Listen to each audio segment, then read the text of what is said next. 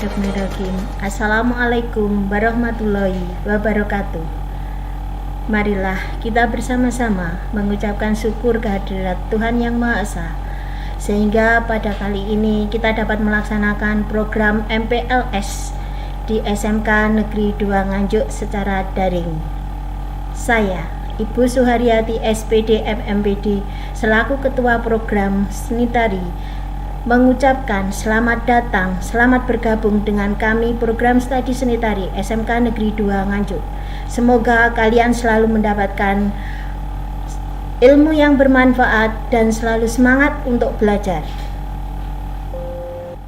Kali ini saya akan memperkenalkan program keahlian seni tari kepada kalian. Visi kami dari jurusan studi seni tari SMK Negeri 2 Nganjuk adalah terwujudnya jurusan seni tari sebagai sarana pendidikan, pengembangan dan pelestarian budaya bangsa di bidang seni tari dengan layanan pendidikan yang bermutu dan dapat menghasilkan tamatan yang berakhlak mulia, berkualitas, kreatif, dan inovatif. Misi kami yang pertama adalah melaksanakan pendidikan dengan mengutamakan kejujuran, kedisiplinan, etos kerja yang berlandaskan iman dan takwa.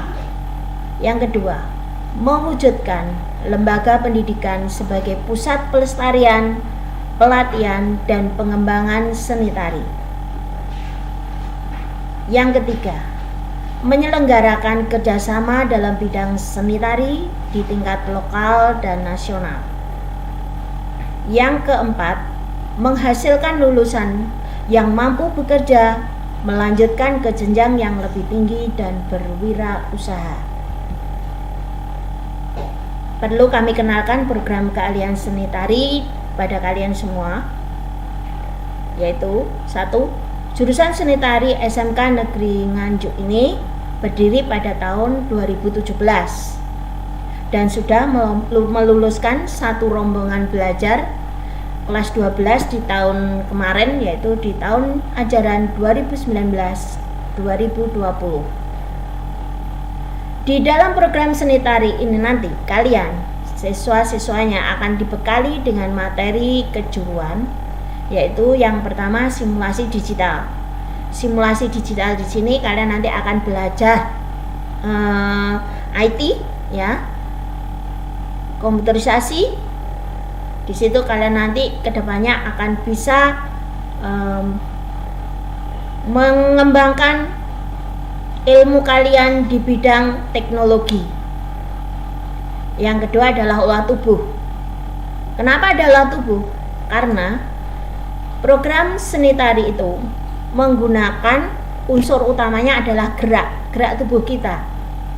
Nah, agar gerak tubuh kita ini siap untuk melaksanakan gerak, harus diolah dulu. Kalau mungkin dalam senam adalah pemanasan, tapi kalau dalam seni tari kalian harus diolah dulu tubuhnya, mulai dari gerakan kepala sampai gerakan kaki. Distimuluskan gerakan tubuh kita itu, dilatih bagaimana melatih pernafasan, bagaimana melatih gerak yang benar, agar saat nanti kalian belajar praktek menari tidak salah gerak dan menimbulkan cedera otot. Itu tujuannya. Yang berikutnya adalah gerak dasar tari. Tentunya sebelum kalian mempelajari materi tari yang lebih lanjut, kalian harus belajar yang namanya gerak dasar tari, ya, bagaimana cara menggerakkan kepala yang benar, bagaimana menggerakkan tangan yang benar, bagaimana kalian mengangkat tangan, menggerakkan bahu, menggerakkan badan, menggerakkan kaki, semuanya dilakukan dengan benar. Bagaimana berdiri tegak saat berdiri tegak, ya, itu ada aturannya. Makanya di sini kalian akan dikenalkan bagaimana bergerak atau menari yang benar dengan materi gerak dasar tari. Yang berikutnya adalah iringan tari. Karena gerak tari biasanya tidak akan lepas dengan yang namanya iringan tari. Walaupun yang namanya menari tidak harus ada iringan, tetapi kalian akan dikenalkan dengan materi iringan tari. Di jurusan seni tari SMK Negeri 2 Nganjuk, kami juga menyediakan lab karawitan. Di situ kalian bisa nanti mencoba atau berlatih menabuh gamelan. Walaupun yang namanya iringan tari, iringannya tidak harus dengan gamelan, bisa saja dengan iringan yang lain, tapi kalian harus kenal dan kalian akan mendapatkan materi di situ nanti. Yang berikutnya adalah tari tradisi. Kalian akan mendapatkan materi tari tradisi mulai dari kelas 11 sampai nanti kelas 12. Yang berikutnya adalah tari daerah lain. Tari daerah lain ini akan kami berikan kepada kalian terutama untuk mengenal tari-tari dari daerah lain selain daerah Jawa. Jadi akan kalian kenal mungkin tari daerah Bali, Sumatera dan sebagainya. Yang berikutnya adalah penataan tari. Ini sangat penting. Kalian tidak hanya bisa belajar menari, tapi kalian akan diajak belajar untuk menata tari atau menggarap tari. Bagaimana itu caranya? Jadi kalian akan menjadi profesional seorang penari juga seorang koreografer. Tidak hanya itu saja, bahwa tari membutuhkan unsur pendukung yaitu make up. Nah, nanti kalian juga akan diberi materi tata rias dan busana tari di kelas 11 sampai di kelas 12. Dan berikutnya adalah tentang tata pentas. Kalian nanti akan diperkenalkan dengan tata pentas panggung, setting panggung dalam pertunjukan tari, karena tari merupakan seni pertunjukan. Dan yang terakhir, untuk mementaskan sebuah pertunjukan itu membutuhkan yang namanya produksi manajemen tari. Nah, kalian nanti akan diperkenalkan di sana bagaimanakah cara mengelola, merencanakan, melaksanakan yang namanya pertunjukan karya seni tari. Selain itu, kalian juga akan diberikan materi pelajaran yang namanya pelajaran normatif dan adaptif. Ada pelajaran pendidikan agama, pelajaran bahasa Indonesia, pelajaran pendidikan dan kewarganegaraan, ada pelajaran matematika, ada pelajaran bahasa Inggris, pendidikan jasmani, kemudian juga ada seni budaya, dan juga ada yang namanya pelajaran bahasa Jawa. Seperti itu.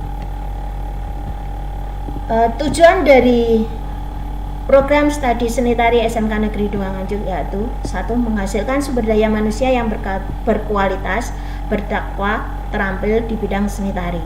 Jadi walaupun kita berkecimpung di dunia seni tari, tapi ketakwaan terhadap Tuhan Yang Maha Esa jangan sampai itu ditinggalkan. Yang kedua, meningkatkan pengetahuan dan pengalaman di bidang seni tari dalam upaya melestarikan budaya bangsa. Itu sudah pasti. Yang ketiga, meningkatkan materi pembelajaran seni tari dengan kebutuhan dunia kerja di bidang seni tari dan industri kreatif. Jadi kalian akan dididik menjadi manusia-manusia yang mandiri dan kreatif sesuai dengan kebutuhan dunia industri.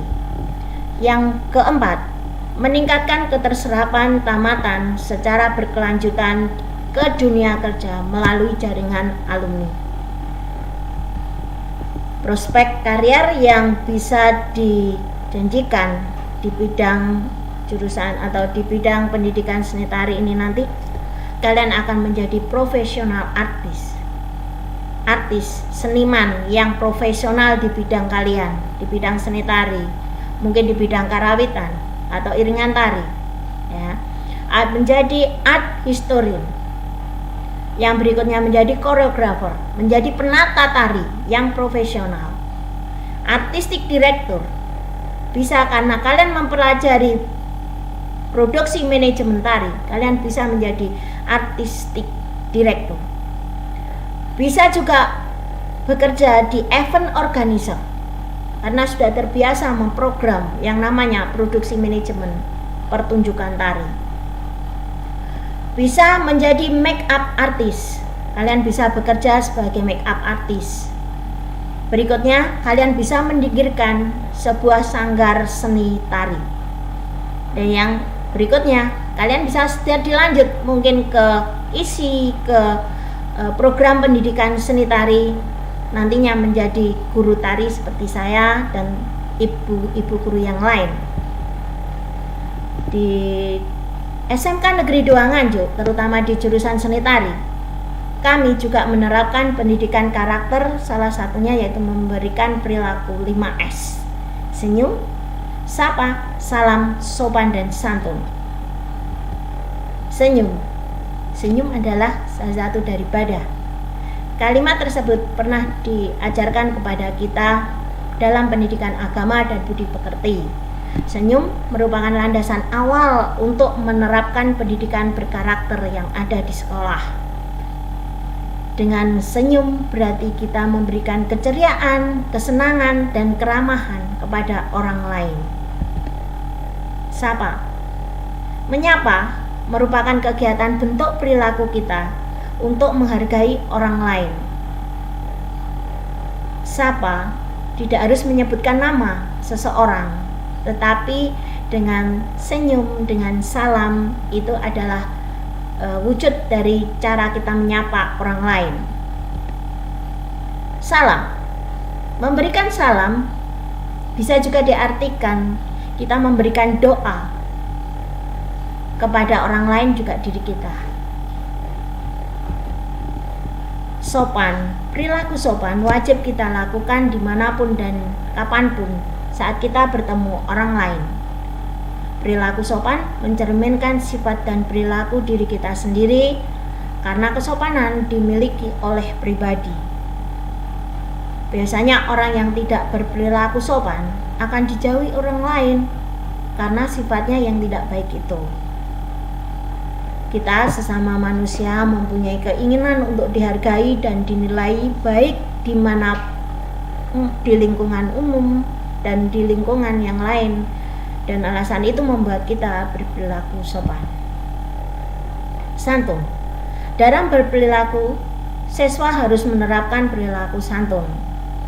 Santun dalam berkata, kita harus memilih dan memilah kata yang baik untuk kita ucapkan dan yang tidak untuk kita ucapkan. Karena dalam berkata tanpa adanya etika santun, orang lain sebagai lawan bicara kita, mungkin dia akan tersinggung karena ucapan kita yang tidak enak untuk didengar tadi. Demikian materi yang kami berikan. Saya mengharapkan untuk kalian semua terus bersemangat, terus berjuang, dan jangan sampai kalian minder di dalam belajar. Kalian semua mempunyai hak yang sama untuk belajar, untuk meningkatkan ilmu pengetahuan kalian. Bersama kita, SMK bisa, SMK hebat. Wassalamualaikum warahmatullahi wabarakatuh.